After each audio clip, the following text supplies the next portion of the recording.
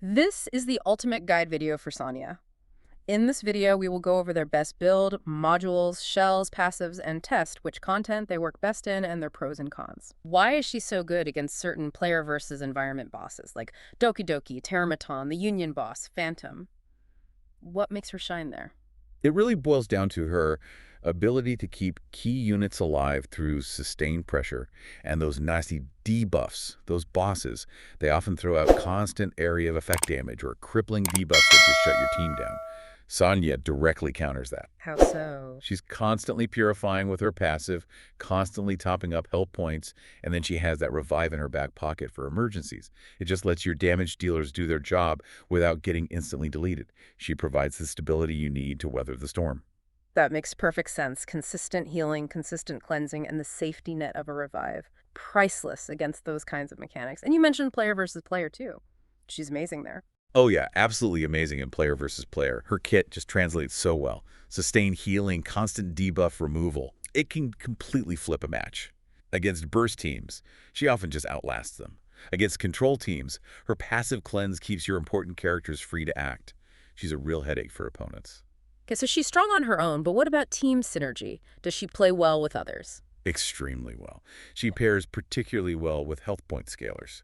Yeah.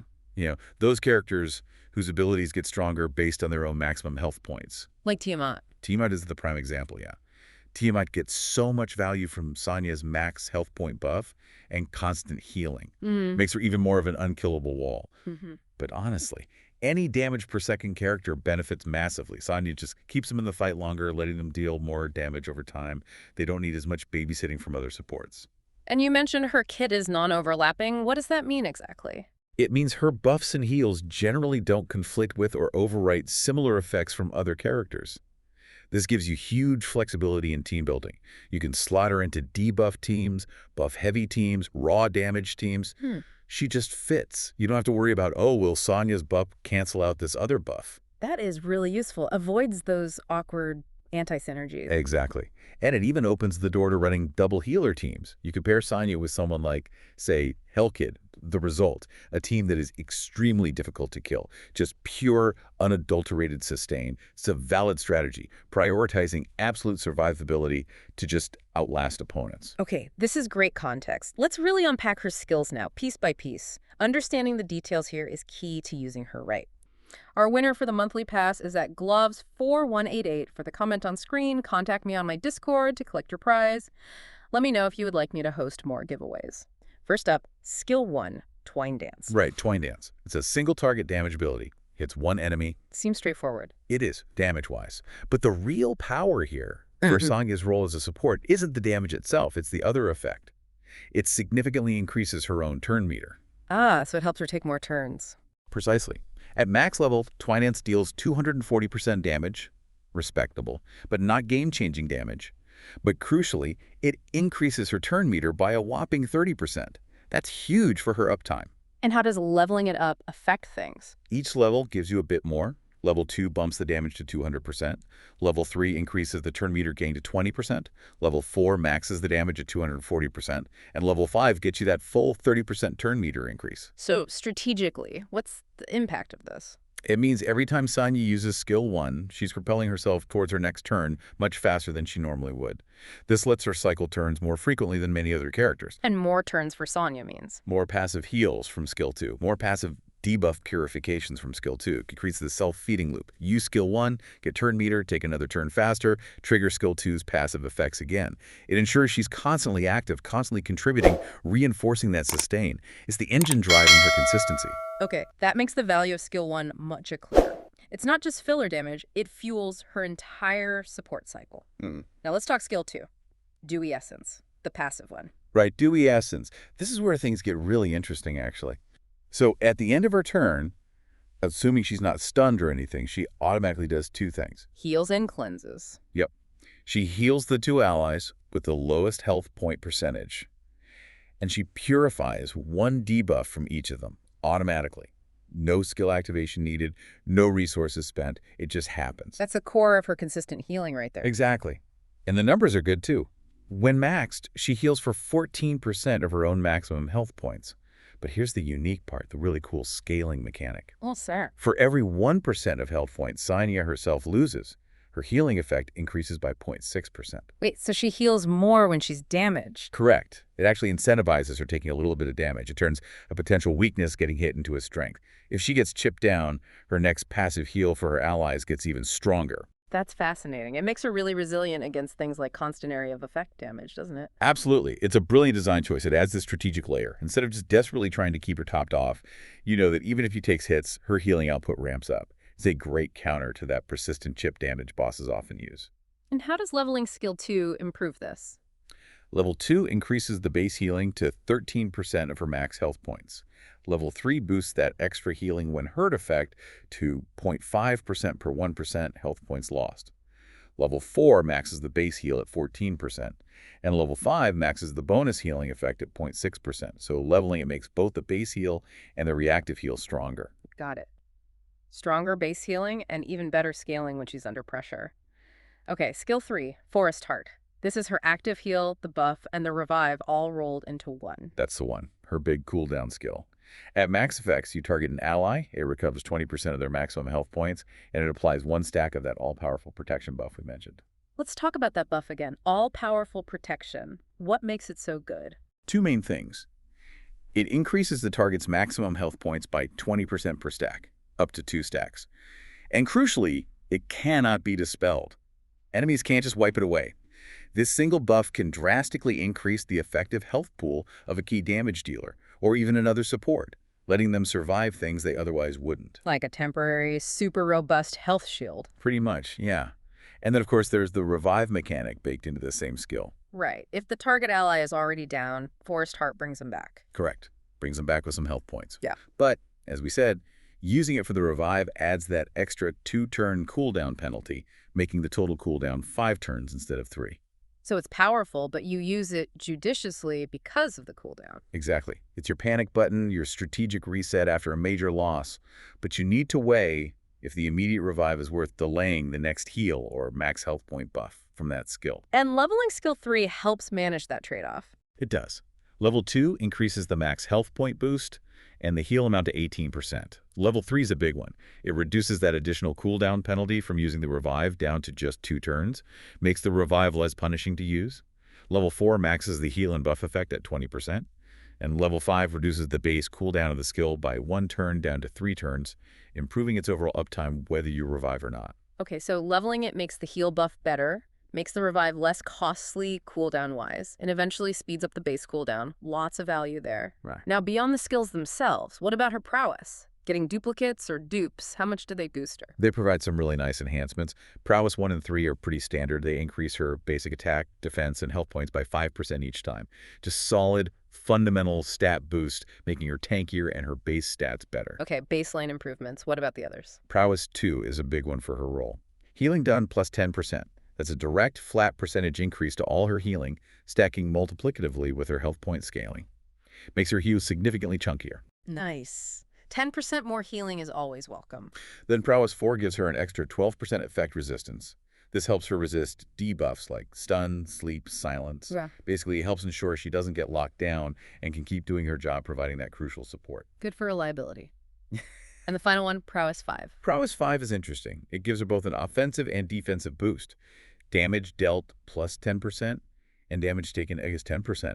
This is a really well-rounded upgrade. It makes her surprisingly more resilient, taking less damage herself, and lets her contribute just a little bit more damage, which, while not her main job, is a nice bonus for a dedicated support. Adds a bit of self-sufficiency. Okay, so we've gone through her skills, her prowess. Let's try and summarize. What are the big pros and cons for Sania? Her pros are pretty clear, I think. First, she can spam cleanses. That passive skill, too, means she's constantly purifying debuffs every turn without you even thinking about it. Huge value there. Second, she has that really valuable maximum health point buff from skill 3, which is non-dispellable, plus the absolutely crucial ability to revive allies. That revive can literally save runs. Definitely. What else? Third, Her healing acts like potent area of effect healing over time. Even though skill 2 only hits 2 allies, because it happens every turn and she cycles turns fast, she provides substantial, consistent healing across the team throughout a fight. Right, it adds up quickly. And finally, that self-turn meter boost on her skill 1 gives her excellent turn acquisition. She just takes a lot of turns, ensuring her passive keeps firing and her active skills come off cooldown faster. Great uptime. Okay, those are some strong pros. What about the cons? Where does she fall short? The main limitations are pretty typical for this kind of dedicated healer. First, she cannot heal the entire team at once with a single big burst heal. Some healers have that emergency full team heal. Sania doesn't. If everyone takes massive damage simultaneously, it might take her a couple of turns to stabilize things. Okay, so weak against huge, sudden, team-wide bursts. Potentially, yeah. And second, as you'd expect, she lacks offensive tools. She's not there to deal damage. Prowess 5 helps a tiny bit, but her contribution to the team's overall damage output is minimal. Her job is keeping everyone else alive so they can deal the damage. A fair trade-off, really. You bring her for the sustain and utility, not the damage numbers. Exactly. She enables your damage dealers. She doesn't replace them. Her value is in making sure the rest of the team can actually function. All right, that gives us a really solid picture of Sania herself. Now let's get practical. How do we build her? Let's talk modules and shells. Okay, builds. So the general philosophy here, we're mostly focusing on player versus environment builds, since that's where you'll use her most for progression and farming. We can touch on some player versus player-specific options too. And just a quick mention for newer players, there is an early gearing guide out there that covers gearing before you get access to the top-tier red rarity stuff. Worth checking out if you're just starting. Good tip. So what are the best shells for her, generally speaking? There are a few really strong contenders, each with its own niche. First up, let's talk about Gigabyte. Gigabyte. What's its effect? It's interesting. For every 3 actions taken by enemy units, Gigabyte increases the owner's Sania's turn meter by 35%. This can happen once per turn. Okay, so it rewards you when the enemy is taking lots of turns. Exactly. It makes it a really solid choice for supports, especially in content where you're facing multiple fast enemies. Think swarms of smaller mobs or bosses that take frequent actions. It helps Sania keep pace and maintain her turn priority even when the enemy side is buzzing with activity. So good against fast player versus environment stuff. Any use in player versus player? Yeah, it has strong utility in player versus player too for cutting in on enemy turn orders. If the opponent takes 3 quick actions, boom, Sania gets a big turn meter boost and potentially takes her turn sooner than expected, disrupting their flow. Are there downsides? Yeah, its value drops significantly against single bosses, or enemies that are really slow, or if you're controlling the enemy team effectively and limiting their actions. If they aren't taking 3 actions quickly, the effect doesn't trigger. And a notable limitation. You unfortunately cannot run a 6-piece Speed Inferno module set with Gigabyte, meaning you miss out on that potential speed bonus from the modules themselves. Okay, so if you run Gigabyte, what module sets work best? Your absolute priority is the 12-set Swift Rush. That massive 35% speed boost is just too good to pass up for support like her. For the 8-piece slot, you'd look at Cure for more healing, Strive for some defense, an extra turn meter when she gets hit, or Wellspring for general sustain. For the 6-piece, since you can't use Speed Inferno, you'd probably go for Evil Guard, Healing Effect, Effect Resistance, or Ether Plague, Health Points, Effect Accuracy. Depends on the stats you need. Got it. Swift Rush 12 set is key. Okay, next shell. Next up, Jackal Guard. This one is super popular and for good reason. What does Jackal Guard do? After Sania takes her turn, Jackal Guard triggers a follow-up attack. It applies a speed buff to her for 3 turns, and it increases her turn meter by 25%. Wow, okay. Speed buff and turn meter gain just for taking a turn. Yep. It's widely used, incredibly potent, just a fantastic all-around supportive option. Gives you very consistent speed uptime, often 100% uptime, which is huge for the whole team's tempo, and that extra turn meter pushes her towards her next turn even faster. And you mentioned it has good matrices. Yeah, that just means the inherent stat distributions and potential bonus effects on the shell itself tend to be very favorable for support characters. It just rolls well for supports, basically. For Sania, it means she cycles much more quickly, boosting her healing, cleansing uptime significantly. Sounds almost perfect. Any drawbacks? The main one is redundancy. If you already have another character on the team who provides a speed buff with really good uptime, like Lily, for example, then the speed buff from Jackal Guard becomes less valuable. You're not getting the full benefit. But even then, the turn meter gain is still great. Makes sense. What modules pair well with Jackal Guard? Again, 12-set Swift Rush is ideal for maximum speed. For 8-piece options, Cure Healing, Bulwark Initial Immunity, good for player versus player, or Wellspring, Sustain. For 6-piece sets, you can use the Inferno Speed set here. Swift Smite, Speed Effect Accuracy, is a great choice, or Evil Guard, Healing Effect Resistance, if you need more sustain over raw speed. And you mentioned an early game alternative. Right, if you don't have Jackal Guard yet, Black Flag is a lower rarity shell that does something similar. Speed buff, turn meter gain, just weaker. It's a great stepping stone. For Black Flag, you'd probably aim for 12-set Swift Rush, maybe an 8-set Bramble for counterattack potential. We'll discuss why later. And you won't have a 6-set option early on as the Inferno sets aren't available. Okay, good to know. What's the third main shell option? Supernova. This one is focused more directly on boosting her healing numbers. How does Supernova work? Before Sania takes her action, it increases her healing done by 75% for 2 turns. Big boost. And there's a conditional bonus. If the ally she heals has less than 75% health points, it also applies a heal over time effect to them for 1 turn, healing for 15% of their maximum health points. So a direct healing amp plus a potential bonus heal over time. Exactly. It's a really good alternative healing choice, especially if you find your Sania is struggling to keep up with incoming damage, maybe compared to a more passive shell like Fortissimo. The active bonuses here are quite significant. It can also be strategically useful to counter specific mechanics, like Aurora's Cursed Shield, where direct heals are bad, but heal over time effects work fine. Okay, useful in specific scenarios or if you just need more raw healing throughput. Best modules for Supernova. Similar pattern. 12-set Swift Rush is generally best. 8-set options like Cure, Bulwark, or Wellspring. And 6-set choices like Evil Guard or maybe Callous Guard, Defense Effect Resistance, if you need pure tankiness. Gotcha. And the last of the main general use shells? That would be Artisan. This one is all about defense and protection. Artisan. What's its effect? Before Sania acts, it increases her own defense by 700 for 2 turns. And it applies a shield to both herself and the ally with the lowest health points. The shield strength is based on 400% of Sania's defense, and it lasts for 2 turns. It does have a 1-turn initial cooldown, so it doesn't trigger on her very first turn of the battle. Whoa, a big personal defense boost and a massive shield for herself and an ally. That sounds incredibly tanky. It really is. Artisan provides exceptional personal survivability for Sania, making her much harder to kill. And that huge 2-turn shield on a teammate can be absolutely game-saving. It dramatically improves the survivability of whoever gets it. Doesn't building defense conflict with Sania wanting health points for her healing? Ah, yes. That's the key consideration. It does conflict with her primary goal of stacking health point percentage for healing scaling. However, the defensive utility it provides is so significant that it's still a very viable option, especially if you're facing heavy single-target damage or need to protect a specific vulnerable ally. So if you use Artisan, do you build defense mods? No, that's the important part. Even if you use the Artisan shell, you should still prioritize health point percentage modules as your main stats. You want to keep her healing strong. The shell provides the defense scaling for the shield. You focus on health points for the heals. Okay, that's a crucial distinction. Modules for Artisan. 12-set Swift Rush is still generally recommended for the turns. For 8 sets, Strive, Defense, turn meter gain on hit, synergizes well with the defensive nature. Bramble, Defense counterattack chance is another interesting option here.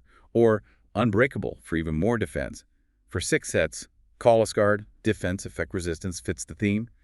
Or Ether Plague, health points affect accuracy if you need the health points. Okay, those are the main 4 general shells. You mentioned some specialist ones too, mainly for player versus player. Yeah, just briefly. These are more niche but powerful in the right context.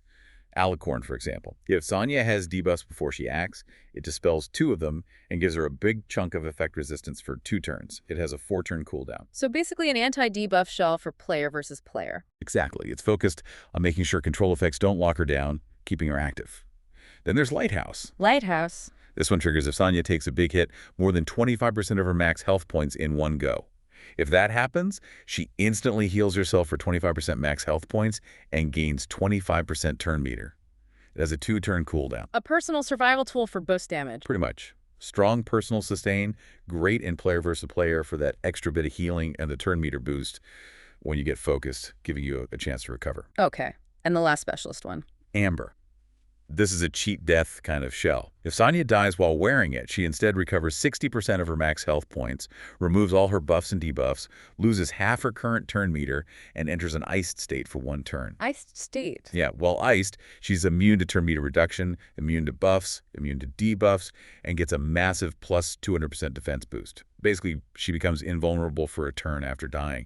This effect has a long 6-turn cooldown, though. Wow.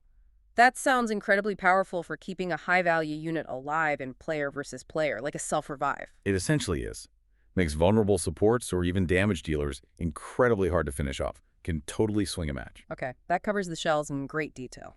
What stats should we actually be aiming for on her gear pieces? Main stats first. Super simple for main stats. Health point percentage. On all 3 main stat slots, slot 1, slot 2, slot 3. Just health point percentage, health point percentage, health point percentage. No exceptions. We're maximizing her healing. No exceptions. That's where her primary scaling comes from. Okay. And what about the substats, the smaller random stats on each piece? What's the priority order there? Priority is crystal clear. Speed is number 1, always. Get as much speed as you need or can get for the content you're doing. After speed, you want health point percentage. Then, roughly equal in value are flat health points and defense percentage. And finally, flat defense. So speed, HP percent, flat HP, def percent, flat def. Why that order? Well, speed is just the most important stat for any support, including Sania. Acting first, acting often. It's how you stay ahead of damage, apply buffs, and cleanse debuffs proactively. It dictates her entire rhythm and effectiveness.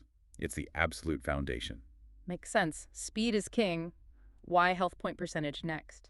Because Sania's healing, particularly her main passive heal from skill 2, scales directly off her maximum health points. More health points for Sania equals bigger heals for her allies. Stacking health point percentage is the most direct way to boost her core function after ensuring she gets enough turns via speed. Got it. And defense. Defense percentage helps her survive, makes her tankier, and it does synergize with shells like Artisan that scale shields off defense. But it doesn't directly increase her healing numbers like health points does, so it's valuable for survivability, but secondary to health points for her main role. Flat health points gives a direct boost to her healing pool too, making it competitive with defense percent. What about effect resistance? You mentioned it on some sets. Effect resistance is useful, yes. It increases her chance to resist nasty debuffs like stuns or silences, which can be run-ending if she gets locked down at the wrong time, so it's definitely a nice stat to have. But generally, you prioritize getting enough speed and maximizing health points first.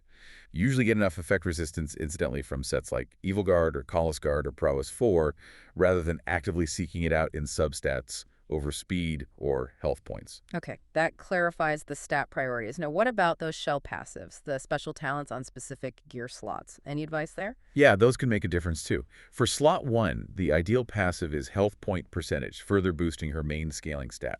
Flat health points is a decent alternative. If you happen to get a high rarity piece with defense percentage or flat defense early on, you can keep it temporarily, but aim for health points. Okay. Slot 1, cool, HP percent. What about slot 2? Speed is king in slot 2. Absolutely the best passive you can get for any healer or support. Getting that flat speed boost from the passive talent is huge. If you absolutely cannot find a speed passive shell, Healing Done is an acceptable interim option, directly boosting her heal numbers, but speed is always the long-term goal. Speed in slot 2. Got it. And slot 3? Slot 3 has a couple of great options. Damage synergy is actually really good on healers like Sania. This passive makes it so that when she heals an ally, that ally also gets a temporary boost to the damage they deal. It effectively turns some of her healing into offensive support, which can be vital for clearing tough damage checks on bosses. Oh, interesting. Healing becomes a damage buff. Exactly. Alternatively, if you don't need the damage boost or find Sania's a bit too fragile, you can go for damage taken defensive stance talents. These just directly reduce the damage Sania herself takes, making her significantly tankier and improving her personal survivability. So slot 3 is either boost team damage via healing or boost her own defense. Depends on what you need more. Precisely. Those are strong choices. Okay, we've covered gear inside and out. Let's talk skill leveling. We know her skills are all good, but is there an optimal order to level them up if you don't have enough resources to max everything right away? That's a common situation. The general rule is, ideally, you want everything at level 5 eventually. All her skills provide significant value when maxed. But yes, there are nuances in the priority. So which one first, typically? Often, players prioritize Skill 1, Twine Dance, first, or at least level it alongside Skill 2. The reasoning is that improving Skill 1 increases her turn meter gain. which means she takes more turns overall. More turns lead to more passive heals and cleanses from skill 2 activating. So leveling skill 1 indirectly improves her overall sustain and cleansing frequency. It's a good general choice for better cycling. Okay, skill 1 for more turns, leading to more passive procs. What about skill 2 itself? Leveling skill 2, Dewy Essence, directly improves her raw healing numbers, both the base percentage heal and the bonus healing she gets when injured. So if your main goal is just bigger heals per activation, leveling skill 2 is the most direct way to achieve that. Often, you'll level skill 1 and skill 2 somewhat concurrently. Makes sense. Increase frequency with S1, increase potency with S2. What about skill 3, Forest Heart? Skill 3 is usually considered a slightly lower priority for general use compared to the other two, unless you have specific needs. While the heal and max health point buff are good, leveling S1 and S2 usually provides a greater overall increase in total healing and cleansing throughput across a fight. When would you prioritize skill 3 then? You'd prioritize skill 3 if the revive functionality is critical for your strategy, especially getting the cooldown reduction for the revive penalty at level 3. Or if you're running Seminal Linia with allies who have extremely high health points, like Tiamat, where the percentage base heal from skill 3 might be more impactful than the passive heals, and who also greatly benefit from the maximum health point increase buff being applied more often due to cooldown reduction at level 5. It's more situational. So generally, S1 and S2 first for overall cycling and healing potency, S3 later, unless you specifically need the improved revive or are heavily reliant on the max HP buff for a specific teammate like Tiamat. That's a pretty good summary, yeah. All right, we know how she works, how to build her, how to level her skills.